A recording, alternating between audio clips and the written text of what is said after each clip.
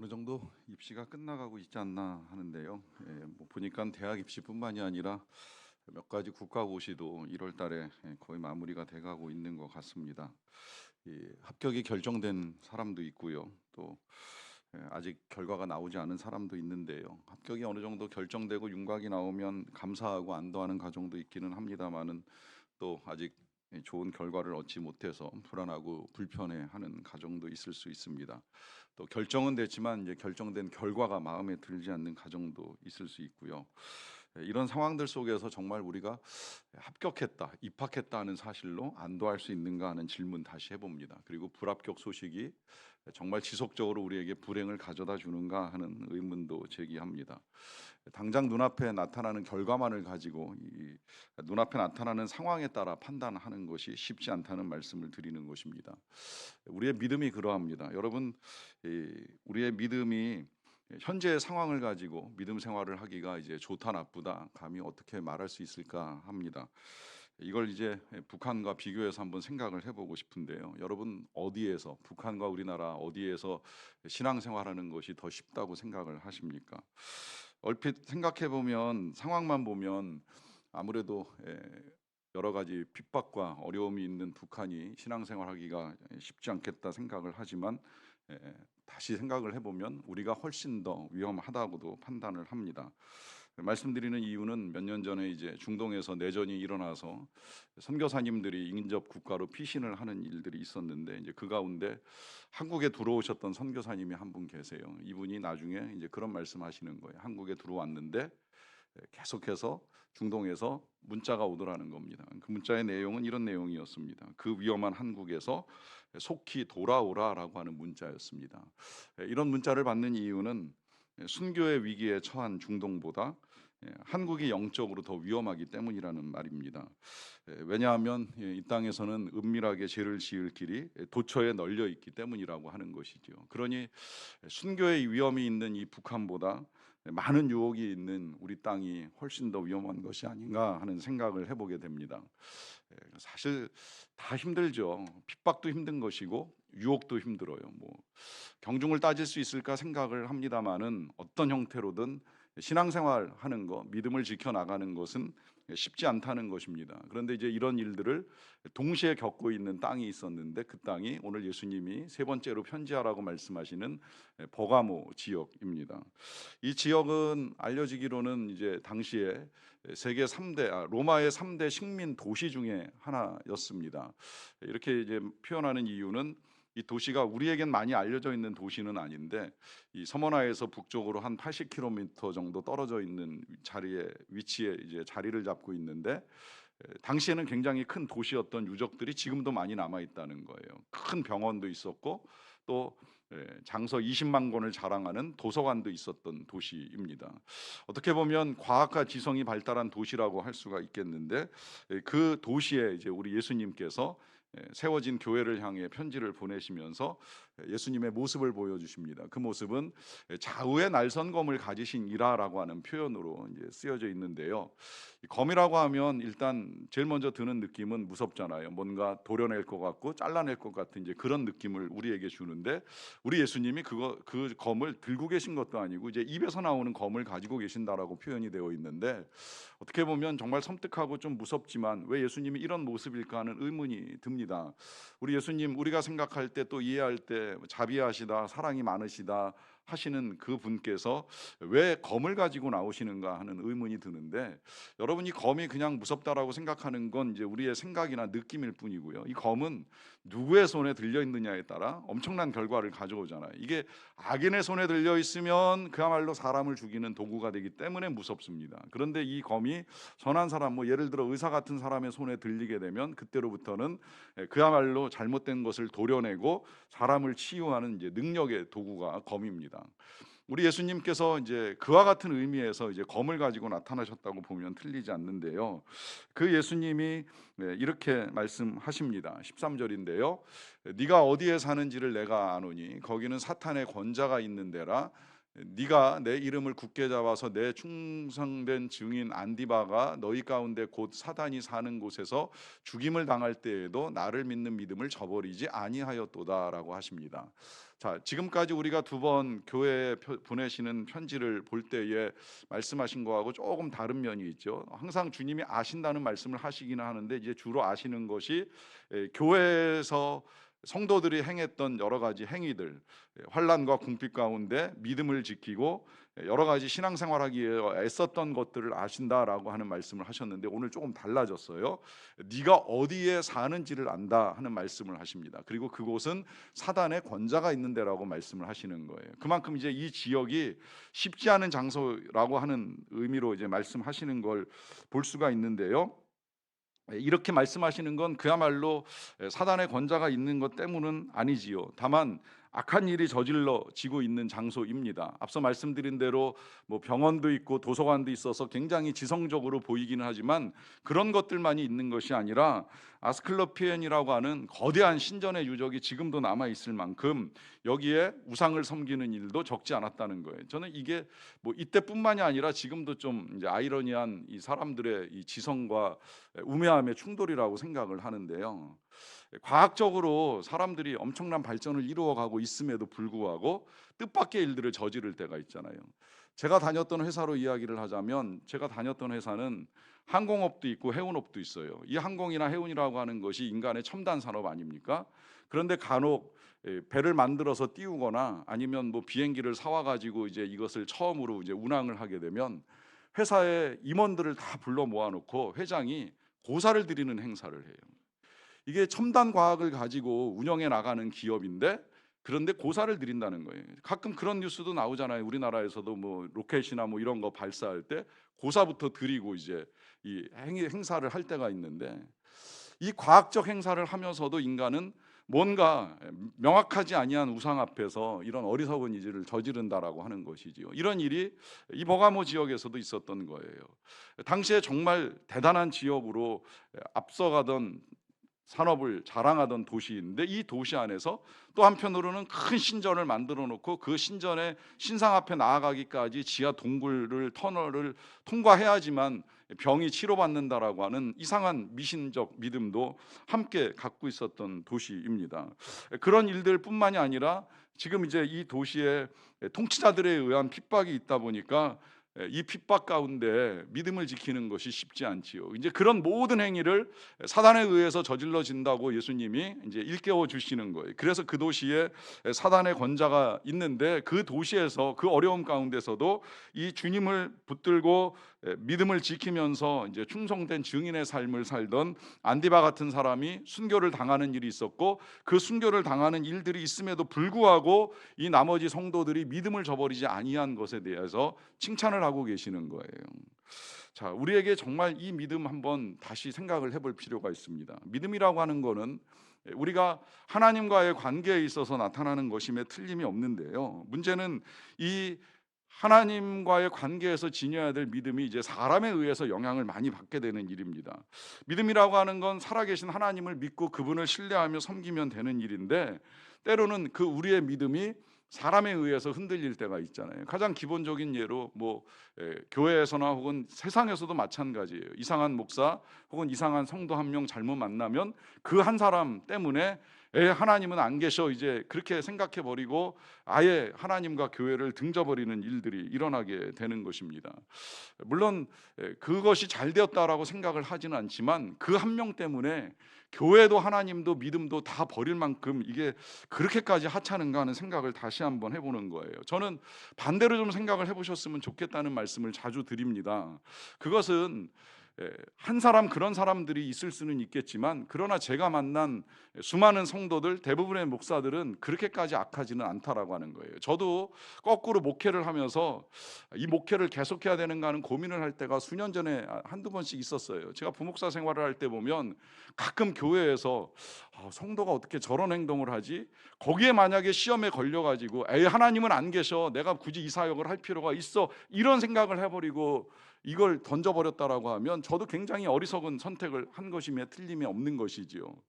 이 교회라고 하는 것이 완벽한 사람들이 모이는 데가 아닙니다. 아니 오히려 주님은 죄인을 부르기 위해 이 땅에 오셨다고 분명하게 밝혀 주셨습니다. 그러하기 때문에 우리 중에 그 누구도 온전한 사람이 없고 오히려 죄인된 모습이 드러나는 것이 당연할 수도 있는 거예요. 그러나 그 죄인된 모습이라 할지라도 그 사람의 일부분이지 전부는 아닙니다. 제가 수많은 사람을 만나보니까 완전하게 악한 사람도 없고 완전하게 선한 사람도 없더라고요. 누구라도 완전해 보이지만 실수가 있고 실패가 있고요. 그 안에도 선한 능력들이 나타난다라고 하는 사실을 보게 되면 그 한두 가지의 결점이나 단점으로 인해서 우리의 믿음을 쉽게 생각해 버리는 이런 일은 없었으면 좋겠다라고 하는 마음이 듭니다.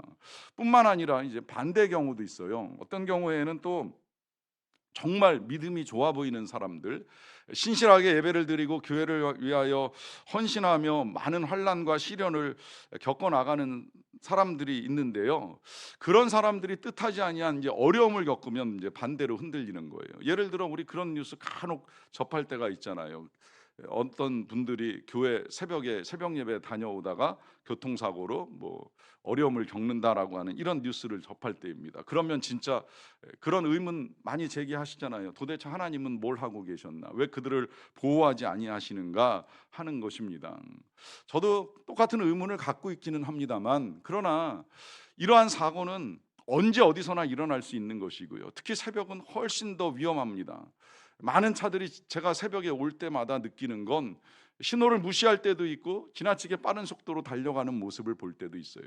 이런 위험한 상황에서 우리 하나님이 아무것도 하시지 않는 것이 아니라 하나님이 처음에 창조의 계획대로 사람들에게 자유를 주시기로 결정하셨기 때문에 그러한 사람들을 방치하시는 것이 아니라 그들의 자유를 존중하신다는 거죠. 그러다 보니까 이제 악한 사람들에 의해서 교통사고만 일어나는 게 아니에요. 지금 이 교회가 겪고 있는 이런 끔찍한 일이 일어납니다. 안티바가 뭘 잘못했습니까? 복음을 전했고 생명을 전했습니다. 구원을 전하고 사랑을 전했는데 이 귀한 일을 감당하는 사람을 죽이는 일이 벌어지고 만 거예요. 그러면 안티바가 하나님 앞에 버림을 받은 것입니까? 하나님이 손을 놓은 것입니까? 절대 전 그렇지 않다고 생각을 합니다. 이런 일들은 사람들에 의해서 하나님이 주신 자유를 죄악의 기회로 삼는 사람들에 의해서 벌어지는 일일 뿐 하나님이 세상을 손 놓지 않고 있다고 생각을 합니다. 이제 그래서 믿음을 지키는 사람들이 있고 이 어려움 가운데서도 끝까지 흔들림 없이 신실한 믿음을 지켜 나가는 것을 주님이 아신다고 지금 말씀을 해 주시는 거예요. 그들이 주님을 증거하기 위하여 어떤 애를 썼는지, 그리고 그러한 일들을 하면서 순교를 당하는 이 어려움들 가운데서도 어떻게 믿음을 지켰는지를 주님이 다 아신다는 거죠. 어떻게 보면 이런 상황 보면서 믿음 지키는 거 절대 쉬운 일이 아닌 것 같아요. 뭐 실제로 우리 중에 누구라도 믿음 때문에 순교하는 일이 일어났다고 생각을 해봅시다. 그 보면서 나도 그래도 믿음을 지켜야 되라고 생각을 할 수 있을지, 아니면 예수 잘못 믿다가 정말 내 인생도 어느 순간 끝장날지 모르겠다라고 하는 두려움을 가지고 살 수 있는 일들이 벌어질 수 있는 것이죠. 그런데 이 버가모 교회 성도들은 바로 그 핍박과 순교의 상황에서도 끝까지 믿음을 지키면서 흔들림 없이 나아간 이 모습을 보여줍니다. 이걸 보시고 예수님이 아시고 그 사탄의 권자가 있는 끔찍한 지역에서도 너희 믿음 지킨 걸 다 아신다고 인정을 해 주신 거예요. 하지만 우리 주님은 이제 이 교회 칭찬만 하신 것이 아닌데요. 이런 말씀도 하십니다. 14절인데요. 그러나 내게 두어 가지 책망할 것이 있나니 거기 내게 발람의 교훈을 지키는 자들이 있도다. 발람이 발락을 가르쳐 이스라엘 자손 앞에 걸림돌을 놓아 우상의 제물을 먹게 하였고 또 행음하게 하였느니라 하십니다. 우리 주님이 이제 두어 가지 책망할 것이 있다고 말씀하시는 건 발람의 교훈을 지키는 것인데, 이 교훈을 이제 두 가지 정도로 말씀하시잖아요. 이제 하나는 우상의 제물을 먹는 문제하고 또 하나는 이제 행음하는 문제입니다. 이 두 가지 문제는 교회가 처음 세워지면서 이방인들에게 복음이 전해질 때에 이제 고민이 많았어요. 처음에는 유대인들하고만 복음을 전하다가 이방인들이 예수님을 믿는 일들이 이제 퍼져나가게 되었는데, 그런 일들 속에서 그럼 이 이방인들이 할례를 받아야 되냐 말아야 되냐 등등의 이제 문제를 가지고 고민을 할 때에 이 처음 교회 지도자들이 예루살렘에 모여가지고 그야말로 세계 제1차 공회를 하게 됩니다. 그 공회를 하게 될 때에 결정된 내용 중에 몇 가지가 있는데, 그 중에 이제 성도들이 굳이 다 할례를 받을 필요까지는 없지만 그러나 금해야 되는 것 그것이 우상의 제물을 먹는 것과 그 다음에 행음하는 이제 문제를 가지고 말씀을 하신 거예요. 이걸 지금 발람의 교훈이라고 말씀하시는 이유가 있지요. 이 발람의 교훈은 그 옛날 이제 이스라엘 백성들이 애굽에서 떠나가지고 홍해를 건넌 다음에 광야를 지나고 나서 모압 땅을 통과해야 될 때 모압 왕 발락이 이 이스라엘 백성들을 두려워했어요. 그동안에 있었던 모든 일들에 대한 소문을 들은 거예요. 이 이스라엘 백성들이 그냥 오는 것이 아니라 애굽 땅에 재앙이 내리고 또 홍해를 기적처럼 건넌 그 모든 소식을 듣게 되었습니다. 그런 나라가 지금 이제 이 모압 땅을 지나간다라고 하니까 이 발락이라는 왕이 지레 겁먹고 어떻게든 막아보려고 당시 그 지역에 선지자로 알려져 있는 발람을 시켜가지고 이 이스라엘 백성들을 저주하게 만듭니다. 굉장히 많은 돈을 주고 이제 그걸 시켰어요. 근데 이게 잘 안 돼요. 하나님이 막으시는 거예요. 하나님이 이스라엘 백성들을 택하셔서 가나안 땅까지 인도하기로 결정을 하셨기 때문에 아무리 이 발람이 저주를 하고 싶어도 그 저주가 바뀌어서 축복이 되는 역사가 나타나게 하는 일을 하게 됩니다. 그래서 발람이 실패한 것처럼 보여요. 근데 발람은 자기가 왕에게 돈을 받고 이 일을 행해 나가야 했었기 때문에 여기서 멈추지 않고 발락 왕에게 꾀를 내어가지고 한 가지 제안을 슬며시 하게 되는 거예요. 그 제안이 뭐냐면 이 이스라엘의 남자들을 이 모압에서 드리는 바알 제사에 초대하는 겁니다. 그것도 그냥 뭐 와서 같이 제사 좀 드려 이제 이렇게 하면 남자들이 쉽게 안 넘어올까봐 오면 제사만 드리는 것이 아니라 예쁜 모압 여자들이 준비되어 있고 그 여자들과 함께 행음할 수 있는 기회가 주어진다는 말로 유혹을 해가지고 이스라엘 백성들을 꾀는 거예요. 이 꾀에 넘어간 이스라엘 남자들이 이 바알의 제사에 참여하면서 하나님의 진노를 사고 그 땅에서 많은 사람들이 목숨을 잃는 일이 벌어지게 됩니다. 여기서 이제 앞서 제가 제시한 문제를 다시 생각을 해보게 되는 거죠. 진짜 무서운 건 핍박입니까? 유혹입니까? 저주에도 핍박에도 넘어가지 않는 사람들이 유혹에 넘어갈 수 있다라고 하는 거예요. 이 유혹에 넘어가서 이스라엘 백성들이 과거에 그와 같은 하나님의 진노를 불러왔던 것처럼 오늘 이 버가목 교회에 그런 일이 일어날 수 있다라고 하는 사실을 주님께서 일깨우시는 거죠.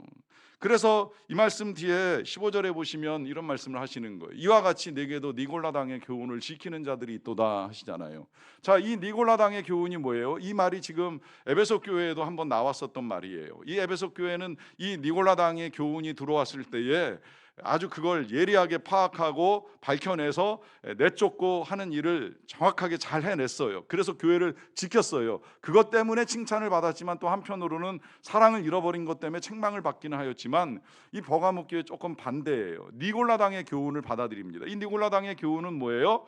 우리가 예수님의 은혜로 말미암아 구원을 받았기 때문에 그래서 이제 더 이상 우리의 몸은 아무렇게나 사용해도 문제가 없다라고 하는 생각을 가지는 것이 니골라당입니다. 소위 말하는 영지주의라고 할 수가 있겠는데 영은 구원을 받았으니까 몸은 뭐 어떻게 되든지 그냥 사는 데까지 살다가 버리면 그만이다 이제 이렇게 생각을 하면서 쾌락과 이익과 유혹에 빠져서 죄를 짓는 것을 아주 쉽게 생각해 버리는 사람들이라고 할 수 있습니다. 여러분 정말 그럴까요? 주님으로부터 우리가 구원을 받은 하나님의 백성들이고 이 육신 가지고 일생 살다가 이제 죽으면 우리의 영혼이 하나님의 부르심을 받고 하나님의 나라에 들어간다면 육신은 아무렇게나 사용을 해도 정말 되는 것일까요? 그래서 죄를 짓는 것도 할 수 있는 일이고 죄를 다루는 것을 쉽게 생각할 수 있을까요? 잘 아셔야 합니다. 물론 아시겠지만 우리의 구원이라고 하는 것이 값없이 우리에게 주어진 하나님의 은혜인 건 틀림이 없지만 값없이 주어졌다고 해서 이것이 값싸게 주어진 건 아니잖아요. 이 구원이 우리에게 임하기 위하여 예수 그리스도 하나님의 아들이 이 땅에 오시고 십자가에서 고난을 당한 엄청난 대가가 지불된 거예요. 다만 우리가 그걸 받아들임에 있어서 지불하는 값이 없을 뿐이지 우리에게 임한 구원의 은혜는 절대 값싼 것이 아닙니다. 정말 귀한 것입니다. 큰 은혜가 임한 것입니다. 이 귀한 은혜 가운데 우리가 구원함을 입은 하나님의 백성이요 교회의 성도가 되었는데 그 은혜를 잊어버리고 그까지 죄 아무것도 아니야 라고 생각하는 것이 니골라당의 교훈이라는 거예요. 그게 발람의 교훈을 따라가는 행위가 된다는 것입니다. 그러하기 때문에 예수님께서 이제 이 버가목 교회에 당부하십니다. 16절 말씀인데요. 그러므로 회개하라. 그리하지 아니하면 내가 네게 속히 가서 내 입의 검으로 그들과 싸우리라 라고 하십니다. 두 가지 말씀을 하십니다. 첫째는 회개하라라고 하는 말씀을 하시고, 만약에 그렇지 아니하면 주님이 이제 속히 가서 주님의 검으로 그들과 싸우리라라고 하는 말씀을 하십니다. 자, 회개하라라고 하는 이 말씀 하시는 이유가 무엇이겠습니까? 잘못을 알고 그 잘못된 길에서 벗어나고 더 이상은 잘못된 길로 가지 않도록 당부를 하시는 거예요. 이 말씀, 회개하라고 하는 말씀을 자주 하시는 이유가 있어요. 우리 예수님이 처음 사역 시작할 때도 회개하라라고 하는 선포를 하셨고요. 오늘 이 요한을 통해서 계시를 하실 때도 보면 에베소 교회뿐만 아니라 이 버가모 교회, 또 앞으로 이제 보게 되는 몇몇 교회에서도 계속 회개하라라고 하는 말씀을 하십니다. 왜 그럴까요? 이 회개는 죄를 다루는 문제인데, 죄를 다룰 수밖에 없는 건 이 죄는 하나님이 싫어하시는 것이기 때문입니다. 싫어하시는 이유는 언제나 죄가 하나님과 우리 사이를 깨뜨리기 때문입니다. 이 아담과 하와가 그야말로 하나님의 낙원에 있는 생명나무에 가까이 가지 못하게 되었던 이유, 그 낙원의 기쁨과 즐거움을 누리지 못한 이유가 어디에 있어요? 죄 때문인 거예요. 그들이 하나님을 두려워하고 숨고 피한 이유가 어디에 있어요? 죄 때문인 거예요. 죄는 하나님과의 관계에 아주 치명적인 타격을 입힙니다. 그래서 그 죄를 하나님이 용서해 주실 수도 있지만, 우리 스스로가 죄책감을 가지고 하나님을 두려워하고 떨고 기피하게 만드는 결과를 가져오기 때문에, 하나님이 이 죄를 멸하기 위하여 예수 그리스도를 이 땅에 보내셔서 죽게 하시는 일을 통해 우리의 주인을 바꿔주신 거예요. 죄의 지배를 받으며 죄의 종되어 살아가던 우리가 이제는 하나님의 은혜의 지배 아래 살아갈 수 있는 길을 예수 그리스도를 통해서 열어주신 거예요. 그렇게 그 귀한 길을 열어주셨음에도 불구하고 여전히 죄 가운데 행하는 이런 불행한 일이 생기지 아니하도록 당부하십니다. 회개하라. 이 회개가 중요한 또 하나의 이유가 있어요. 여러분, 모든 죄에는 반드시 심판이 따르게 되어 있습니다. 그런데 그 심판을 내가 하면 회개가 되는 거고요, 내가 하지 않고 하나님께서 하시게 되면 그 결과가 치명적이 되는 거예요. 그러니까 하나님으로 말미암는 심판을 막는 길은 다른 데 있는 것이 아니라 내가 내 죄를 인정하고 내가 죄인됨을 인정하고 회개하는 것이 하나님의 심판을 면하는 길입니다. 나는 이 죄 가운데 연약하고 불쌍한 죄인이라는 사실을 고백할 때에 주의 용서의 은혜가 우리에게 임하면서 심판이 우리에게서 떠나는 은혜를 얻게 되는 것이죠. 그래서 이제 그럴 때에 지난주에 우리가 들었던 대로 둘째 사망의 해를 면하게 되고 하나님의 낙원에 있는 생명나무의 열매를 얻게 되는 거예요.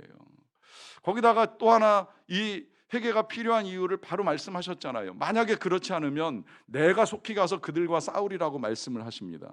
자, 이 말씀이 무슨 말씀이에요? 우리가 회개하면 주님이 대신 싸우지만 우리가 회개하지 아니하면 우리가 싸워야 된다는 거예요. 죄악과 싸우고 이 핍박과 싸워야 되는 일들이 우리 안에서 벌어진다는 거죠. 이 모든 것들에 앞서서 우리가 하나님 앞에 우리의 연약함과 부족함을 인정하는 회개의 행위가 있을 때에 그때 주님이 우리를 위하여 대신 싸우시는 은혜가 임한다라고 하는 것입니다. 그래서 그와 같은 주님의 은혜와 능력으로 싸워 승리함을 경험할 수 있도록 당부하시는 것이 회개입니다. 그렇게 이기는 자에게 이제 오늘 본문에서 예수님이 마지막에 이런 약속을 해주시는데요. 마지막 17절입니다. 귀 있는 자는 성령이 교회들에게 하시는 말씀을 들을지어다. 이기는 그에게는 내가 감추었던 만나를 주고 또 흰 돌을 줄 터인데 그 돌 위에 새 이름을 기록한 것이 있나니 받는 자밖에는 그 이름을 알 사람이 없느니라 합니다. 자, 늘 같은 표현이 반복되지요. 귀 있는 자는 성령이 교회들에게 하시는 말씀을 들을지어다 라고 하면서 다시 한번 잘 들을 것을 당부하시는데, 반복되는 건 여기까지만이 아니잖아요. 그 다음에 또 뭐라고 말씀하세요? 이기는 그에게는 이라고 말씀하십니다. 이것도 계속 반복되는 구절이에요. 이기는 그에게는. 자, 무엇을 이기는 것이겠습니까? 핍박하는 사람들을 이기는 것이겠습니까? 아니면 어떤 사람과 싸워 이기는 것을 말하겠습니까? 여러분, 이 이긴다는 표현도요, 그 교회 상황과 연결시켜서 풀어보면 훨씬 더 이해가 쉬운데요. 에베소 교회에서의 승리는 뭐예요? 에베소 교회에서의 승리는 사랑을 회복하는 거예요. 다른 거 없습니다. 처음 사랑을 잃어버렸기 때문에 이제 그 교회의 승리는 그 사랑을 회복하는 것으로 나타나는 겁니다. 지난주에 서문학교회의 승리는 뭐예요? 그 교회의 승리는 환난과 핍박 속에서 끝까지 믿음을 지키는 것이 승리인 거예요. 자, 그러면 오늘 이 버가목 교회의 승리는 무엇이겠습니까? 이 교회의 승리는 첫째는 핍박 속에 믿음을 지키는 것이고, 둘째는 그야말로 발람의 교훈, 다시 말하면 이 니골라당의 교훈에 넘어가지 않고 죄악과 싸워 이기는 것을 의미합니다. 절대 사람과 싸우는 것이 아닙니다. 우리의 싸움, 우리의 승리는 혈과 육에 속한 것이 아니라고 말씀하셨어요. 이 말씀은 사람과 싸울 일이 아니라고 하는 거죠. 어떤 경우에라도 우리의 전쟁은 죄악과의 싸움이고 죄의 지배와의 싸움입니다. 그렇게 싸워 이기는 자에게는 감추었던 만나와 흰돌을 주시겠다라고 하시잖아요. 자, 이 감추었던 만나가 뭐예요? 이 만나라고 하는 거 아시는 대로 이스라엘 백성들이 광야를 지나는 동안에 먹었던 음식입니다. 아무것도 없는 허업 얼판에서 하나님이 매일같이 내려주시는 만나를 통해서 그들은 양식을 얻고 채웠어요. 부족함 없이 풍성하게 주시는 양식을 늘 경험하며 광야 40년의 세월을 보냈습니다. 이게 참 어떻게 보면 굉장히 이제 신령한 은혜고 신령한 양식이잖아요. 지금 생각해도 참 의아해요. 어떻게 그렇게 매일같이 하늘로부터 만나가 내릴 수 있었을까? 이해하기 힘든 거예요. 그러나 분명한 건 하늘로부터 만나가 내렸고 그들은 그 신령한 양식을 통해서 광야를 지나는데 어려움이 없었습니다. 그런데 우리 예수님이 사람들에게 떡을 먹이시고 난 다음에 오병이어로 수천 명을 먹이시고 난 다음에 그 다음에 아주 귀한 말씀을 하셨잖아요. 너희 조상들은 하늘에서 주는 만나를 먹었거니와 내가 너희에게 주는 떡은 생명의 떡이니 이 떡을 먹는 자는 결코 줄이지 아니하리라 라고 하는 말씀을 하셨어요. 그 말씀과 함께 주신 생명의 떡은 그저 그냥 오병이어와 함께 나누어진 떡만이 아니라 우리 예수님의 생명, 그 생명을 우리에게 주시겠다라고 하는 약속을 하신 거예요. 이 생명이 우리 예수님이 이 땅에 태어나실 때까지 감추어져 있었고요. 또 지금도 감추어져 있으니까 지금 그 예수님이 오실 때까지 긴가민가 하면서 예수님을 믿는 사람들이 있는 거예요. 진짜 예수님이 오시나? 아니면 우리에게 생명을 주시나? 그 생명은 영원한가? 하는 여러 가지 의문을 가지고 살아가게 되지요. 여러분, 이 모든 감추었던 것들이 다시 끝까지 믿음을 지킨 자에게 나타난다는 말씀이 감추었던 만나를 주시겠다는 거예요. 그 옛날 이스라엘 백성들이 먹었던 그 신령한 만나보다도 더 신령한 예수 그리스도의 생명이 우리에게 임함으로 말미암아 우리가 영원한 하나님의 은혜를 누릴 수 있는 길을 열어주시겠다라고 하는 약속이죠. 자, 이와 더불어서 흰돌을 주시겠다라고 하는 말씀은 당시의 재판 방식하고 많은 관련이 있는데요.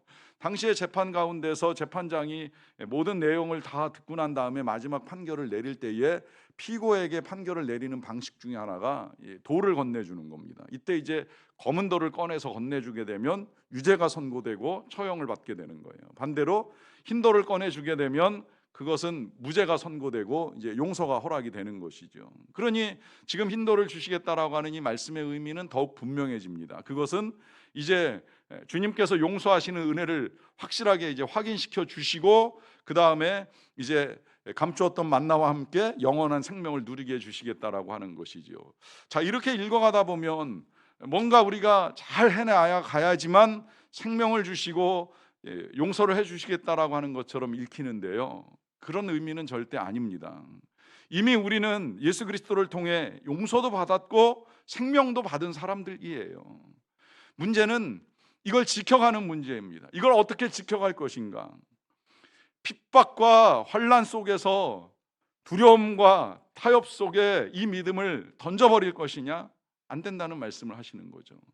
또 그것보다 더 힘들고 어려운 건 유혹 많은 이 세상에서 쉽게 타협하고 죄를 짓는 걸 우습게 여기며 살아갈 것이냐? 안 된다는 말씀을 하시는 거예요. 아무리 힘들어도 믿음을 굳게 지켜나갈 것을 당부합니다. 어떤 시련이 다가오든지 어떤 유혹이 가까이 오든지 그 모든 상황들 속에서 끝까지 믿음을 지켜나가는 자가 될 것에 대한 당부입니다. 이 믿음으로 말미암아 승리할 수 있는 저와 여러분 다 되시기를 간절히 축원합니다. 이 시간에 같이 잠깐 기도하겠습니다. 여러분 기도할 때 오늘 주님이 분명히 약속하시고 말씀하십니다. 이기는 그에게는 내가 감추었던 만나를 주고 또 흰돌을 줄 터이니라고 말씀을 하십니다. 이 승리를 위하여 우리에게 있어서 필요한 건 어떤 시련, 환난, 가난과 궁핍 속에서도 믿음을 지키는 것이요, 또한 어떤 유혹 앞에서도 흔들리지 않고 진리와 주님을 붙들고 살아가는 것입니다. 그렇게 살고자 하는 각자의 고백을 주님 앞에 올려드리는 시간을 잠시 갖도록 하겠습니다.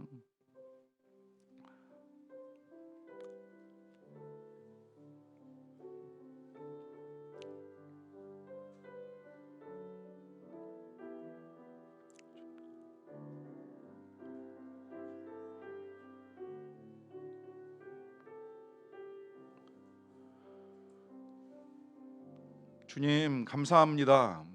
오늘도 우리에게 말씀하시고 우리로 듣게 하시니 감사드립니다. 말씀에 따라 우리가 살아가는 이 세상 어떤 어려움 중에도 주님을 향한 믿음을 잘 지켜나가기를 원합니다. 예수님의 이름으로 기도하옵나이다. 아멘. 함께 찬양하겠습니다. 정결한 마음 주시옵소서.